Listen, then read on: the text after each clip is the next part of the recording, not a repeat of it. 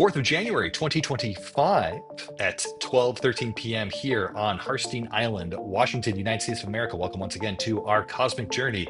This is your favorite 2025 astrology podcast talking about dev and design with two people that have no business talking about astrology. I'm designer Jake. He's engineer Trey. Hello, Trey. Hello, Jake.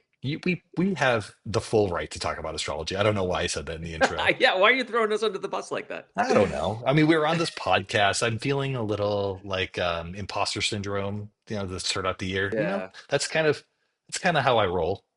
How are you feeling? yeah, I feel great. Like I am really excited about 2025, Yeah. and we've been now that we're like full gear, kicked back in after the holidays and the slide into like really working on stuff again. We've had some good conversations. Oh I yeah. think we've made some good life choices. Good Hopefully, life choices, good friends. It's like a yeah. international foods or international meal. What do they call that? International foods coffee commercial. It's really like celebrating the moments of your life right now. Love that. Uh, Yep. this week's episode and the cycle is called A Chart for All Occasions. We'll talk a little bit about what our focus is going to be on the next milestone, and it has something to do with occasions. We'll get to that in a second. I have my check-in question first, and then Trey's going to show a little bit about perspectives in the product. And I think, because we did some stuff this week, we'll try to wrap it up and do a normal sized episode. We'll find out.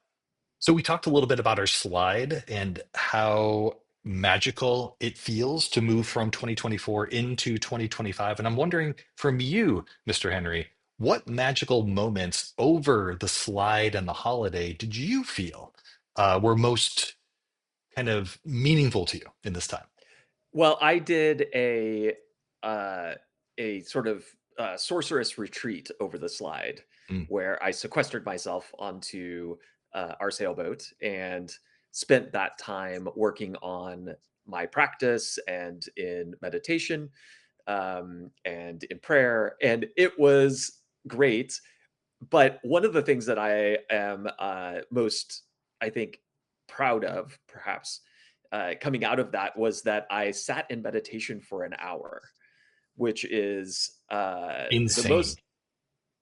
Yeah, it was pretty intense. That was the most I've ever meditated in one stretch, and it was good. Yeah, it was really interesting. Oh, and there was just as a bonus point answer is the time that I was meditating and a fly landed on my head and crawled around for probably 5 minutes on my scalp while I was meditating. That was a challenge. Luckily, unless you were wearing your hat, it probably didn't lay eggs on your head. So that's nice. But that thought did cross my mind several times. What if it's a Yes. bot fly? I will tell you, I had a patron. I think Trey was here for this. I had a patron come into the library while I was volunteering and said, "I'll sit on this chair." And she had made sure that it was not cloth, that the chair. She's like, "I don't sit on Oh, cloth what? chairs." And I was like, "Oh, why don't you sit on cloth chairs?" She's like, "I don't want head lice. And I've never had head lice and I'm never going to have head lice." And I wanted to tell the patron, like, we cleaned the chairs, but you know what? Different era. It's absolutely fine. That is not my magical moment over the holidays. For me, although it was magical. My magical moment was on New Year's Eve. I was walking with Doc without Trey, and I came across a kind of strange sound that was happening in the inlet that is off of our property. A mama orca and two baby orcas playing in the inlet, and then one of them jumping. It was absolutely magical and I loved it. And it was like, well, that's the end of 2024, beginning of 2025. Another fun fact about the end of 2024, the beginning of 2025, I got my first traffic ticket ever since I was 16 years old on New Year's Eve 2024. So I made it, let's see, you don't want to do math live, but I think I made it 29 years, 1646. Yeah, 29 years without ever being stopped for a traffic ticket nor receiving a traffic ticket. This one I got, and I was doing 67 and a 45 by accident, and I didn't see it was 45. But the Yeah, um but the she officer was very she nice. marked it. Yeah, Yeah. the officer was fantastic. We actually told her that this was your first speeding ticket, and she was Oh very, yeah. she was like, "Wow, like, that's really great, like, good job for you." And she marked it down to 5 over, so Yeah. it's pretty So cool to I, see. I paid the ticket and everything. Trey was delighted because he was in the car, so we got to witness Gleeful. this. Yes, Trey has been waiting for me to get a traffic ticket for 22 years or so. So he got his New Year's wish. So it was magical for him as well. Yes. Yeah, I should have listed that as my magical, exactly. See, I'm just bringing up all kinds of magical moments. Good check-in, everyone. Good check-in. Let's just do the claps Eh, and let's get right to the demos. Mr. Henry, do you want to talk a little bit about like perspectives and what you did this cycle? yeah, I mean, there was a few things, and like I said, we talked about, we set some direction as well for, what's coming up, which I think we'll discuss. But, I did wanna quickly show that we now have the ability to modify the, default system perspectives from within the product. So we realized now that we have it in production and we're able to actually use it in production, that having to hop on a terminal to change the perspective until we get the ability to do custom perspectives and have UI for that. We now have like a very rudimentary UI, and I just want to like explicitly call out before we show this screen that this is not anything the user will ever see. This is on the maintenance page, so this is not a user facing thing. This is an administrator facing thing. And so what we're seeing here is I don't know if we've ever showed this page before. Like you can No, I don't think so. update the yeah, you can update the gatekeeper count. This is just some like maintenance type features built into the product. And for those who might be a little bit familiar with Phoenix, I actually have a separate ticket open to potentially look at the Phoenix dashboard as a home for this. There's this really beautiful Oh, Phoenix wow. dashboard. Yeah, yeah. The story behind this is really cool too. Like I think some interns did the initial pass on this. And we even have, for example, we have some custom metrics here. For example, like we have the amount of time that it takes to do a query in Swift, for example. That stuff will eventually live in here now that I've found out that it's totally possible to customize this in a way. But anyway, that's a little bit of a side topic. But for now, anyway, we have this.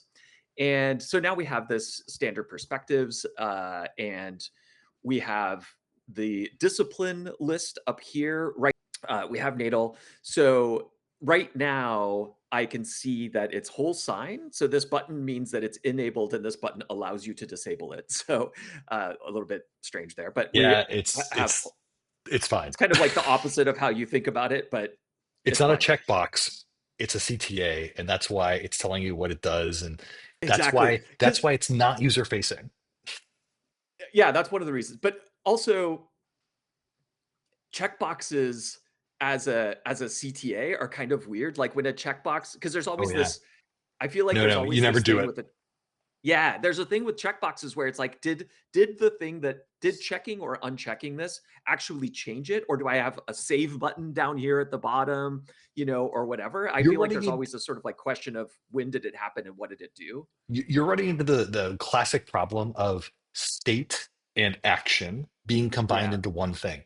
The most right, exactly. common the thing that you use probably every single day or maybe every single week that has this problem is your media player, whether it's your audiobooks or your music or Spotify. Like, do you Mm, show a play button or a pause button when you press that thing? Does it what does it do? And like the difference between state and action and showing those together can cause problems. And this is here we yeah. are. We're seeing that problem right here. Yeah, yeah, yeah. That's interesting. I never thought about like play versus pause as because it is telling you the state as well as changing, What flipping to the do action, to which is change exactly that what we're doing state? here. Exactly right. Yeah. Yeah, yeah, yeah. That's interesting. Yeah. So Thanks. anyway, so looking here, we can see that we have basically the inner planets and whole sign, and then we have the houses and the zodiac rendering. So if I go back over to the chart, you can see that that is all the case. And then if I go back to maintenance here, let's just say I'll switch over to Placidus, and I'll add or I'll remove the how that would make no sense. I'll remove the zodiac, and then I don't know. I'm just clicking random buttons, and so there you go. Now we have no zodiac, and we have Placidus houses. And so if I went back here and I just did these outer planets here, but let's leave Saturn in as well. Or let's leave Jupiter in too, because I think they look at that one as well. Then This is this would very be Richard Tarnas type views. exactly right. This is a very Tarnusian? Tarnusian? Tarnusian? Tarnusian? We'll call it Yeah, Tarnusian. yeah. Like, subscribe, leave a comment. What is what's it called? The Hey, demonym Tarnas heads, for come on down. Let us know what Tarnus we heads? call. Anyway, so yeah, so now we can change these default perspectives. Ultimately, this will be a mechanism that we will use for setting these default perspectives in the product. So this is, it's production code. It's just not user Yeah, it just facing. yeah, it feels a little Yeah, bit like solar fire on the back end, and yeah, we're going to exactly. we're going to That's why remove we're going to step away from the solar fireness of that UI this because is actually better than a lot of Solar Fire UIs. Sorry, yeah, Solar Fire. No, sorry, Solar Fire is great, and we love it. And anybody who's using it, like, you're it's fine, great.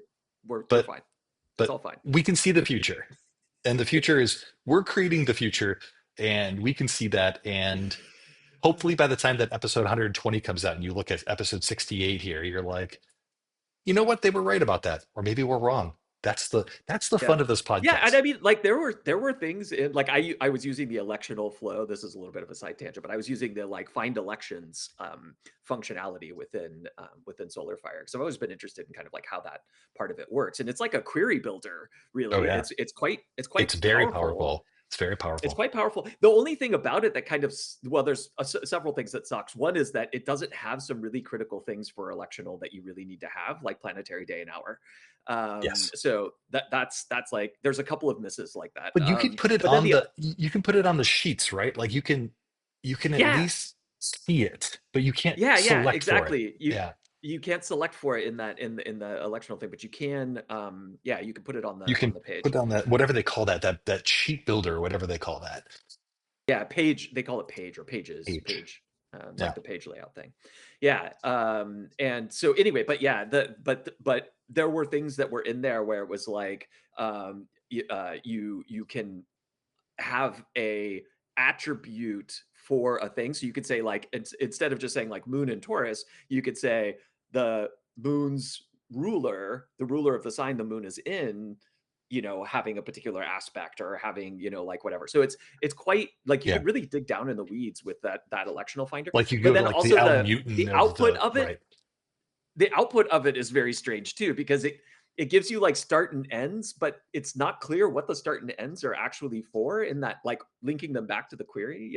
So Yeah, anyway, we're learning a lot about yeah. how other software works so that we can make hopefully better choices for you all. Speaking of which, Mr. Henry and I have had to make some choices about what we were going to focus on when it comes to our first milestone and and henceforth. And as you remember, Trey is the creator of Urania. Urania is really about electional flows, specifically around, I would say, like facilitating a magical practice necessarily. Then, like, I mean, you can do it for any election, but really you were thinking about this in terms of like sorcery and a magical method. That's fair, right? Exactly. Yeah, I was scratching my own itch. Yeah. Yeah, exactly. And Trey was doing a lot and getting a lot out of that, and we've gotten a lot of good feedback out of that. However, we have learned in primary research that electional flows is specifically around like finding elections not that fully meet the criteria but are kind of fuzzy, is it's an art form that can be supported by tools, but right now is not supported by tools. And there are different kind of methodologies that are used for this. The most common ones I hear is stuff from Ryan Butler or Christopher Warnock. And anyways, there's a lot of complexity that can go into this, and we could go deep down this electional road, or we can really focus on the natal techniques and making sure that natal feels really good in the product first. And Trey makes a good point of like, we chose the hardest thing, the hardest domain to create a piece of software together, which was astrology. If you're thinking about like, if we wanted to do geomancy, for example, we would be done by now because Oh, geomancy is way. much more straightforward than what we have. Yeah. I don't know. Sometimes when you think about doing something and you haven't gone into the details of that thing, you can underestimate its complexity. But knowing what we know about geomancy, and Trey has made a geomancy calculator, go to georatio.com. Uh, you can, and actually, he's going to update georatio.com. Do you want to talk a little bit about that? Or, well, we can talk about that in a Uh, second. yeah, yeah, yeah. But let's not make the same mistake and choose the most complex subdomain of astrology, which would be, in our minds, electional astrology. So we're going to focus on natal first, and then we will do either electional or horary, and we'll just figure out. But once we do natal and we do the natal techniques and have the native back in the product, I think a lot of the things that either he or I or some of our alpha testers, we would say, are doing right now will just become a lot easier to do, and we would get a lot more feedback. Did I miss anything in that Yeah, no, submission? that's yeah, that's exactly right. I think the only other I'd add a couple of things there. One of which is that another thing that we got out of the looking at Solar Fire is that and we already kind of knew this, but it was nice to see that this was the case in SolarFire as well, and it's true in other tools, which is that you might be comparing an election to a natal chart, to a radix chart, where you're saying like, I want to also take into account that like I don't want the moon to be in any aspect to a natal chart, for Right. example. And so And so that you need that. yeah, so you kind of want to have that natal before the electional, just because that's kind of going to be a dependency on it anyway. And then the other thing, which is just to add a little bit more color to what you were already saying, is that um, the if you look at natal and the techniques around natal astrology, so like if you look at zodiacal releasing, for example, as a technique, which has become very popular and is it has the technique is well understood, and it has kind of a almost like a default sort of way of being shown at this point, sort of similar to an astrological chart, right? Like there's a Mhm. chart for zodiacal releasing. Progressed charts have been around for a while and they're pretty well understood. And so it's a it's a it's a domain when you compare like natal to electional or even horary to electional, it's just a little bit more buttoned up and it's Yeah. had a little bit more time. Like nobody really knows the best way to do electional yet.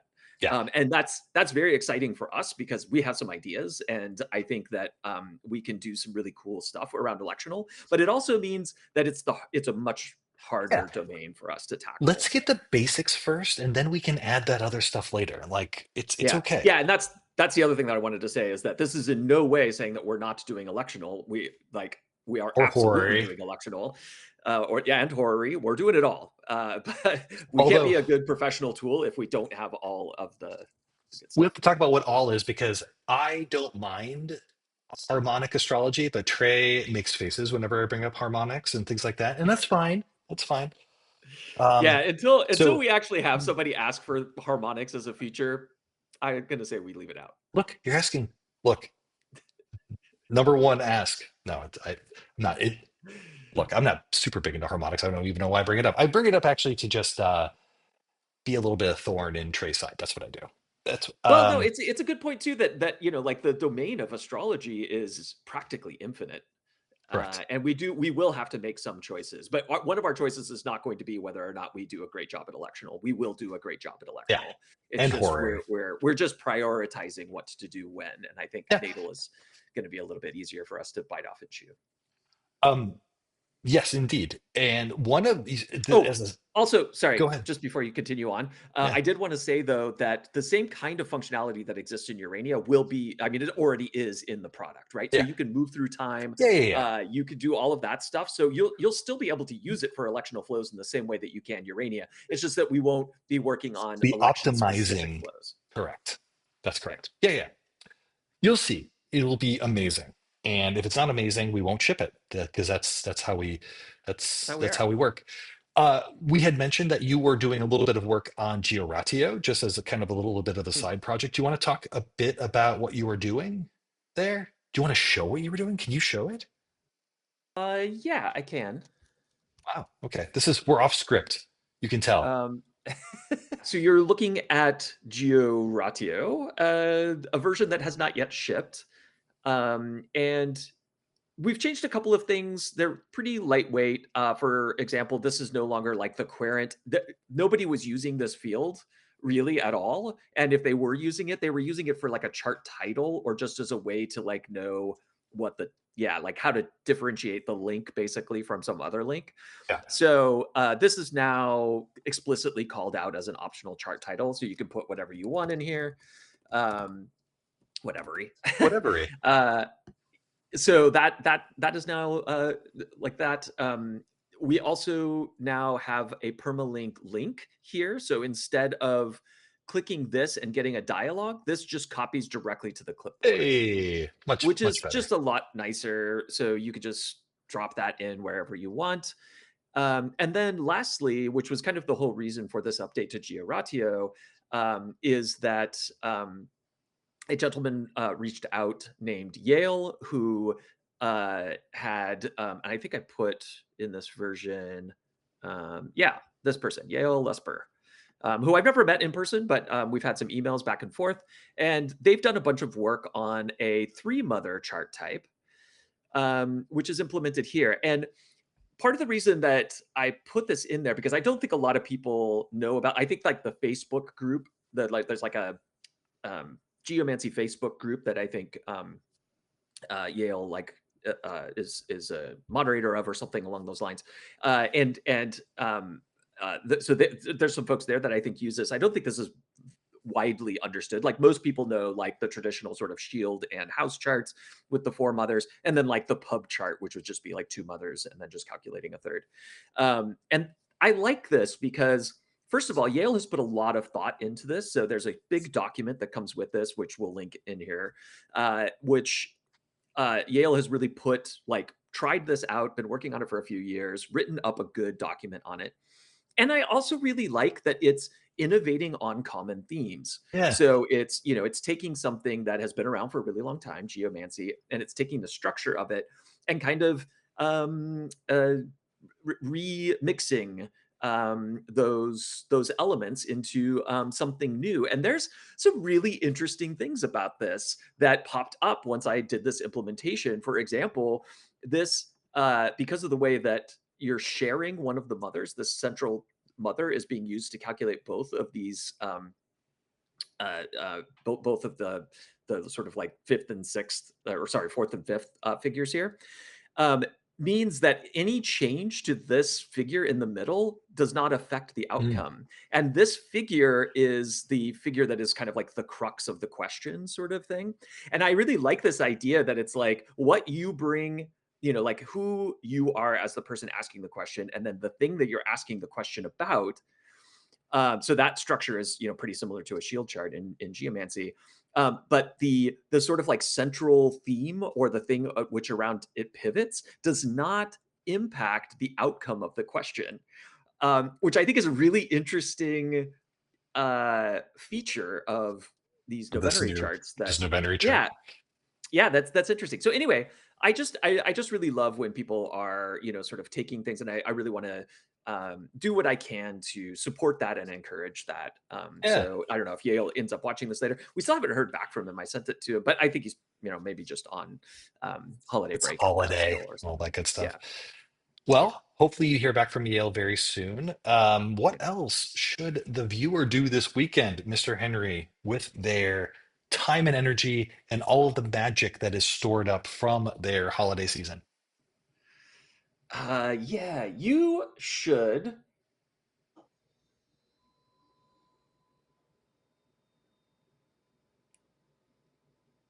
I don't know. Come up with anything. Watch a You sh documentary, something like that. Doesn't matter. you should try breaking your meditation record. Mm, If it my, was 10 minutes, make it 11. I think If my it was meditation record is like probably 5 minutes. So yeah, it might be the day to break my meditation record. well, but I think in your case you could include like you know, circuit of a rosary. Like how long does that take? Yeah, yeah. I don't know if I was fully meditative that entire time, but you know what? We can have that debate later. Be well, take care, have yourself a lovely weekend or whatever day you watch this episode. We love you very much. Happy 2025, and we will see you again next week at this time. Take care. Goodbye. Bye.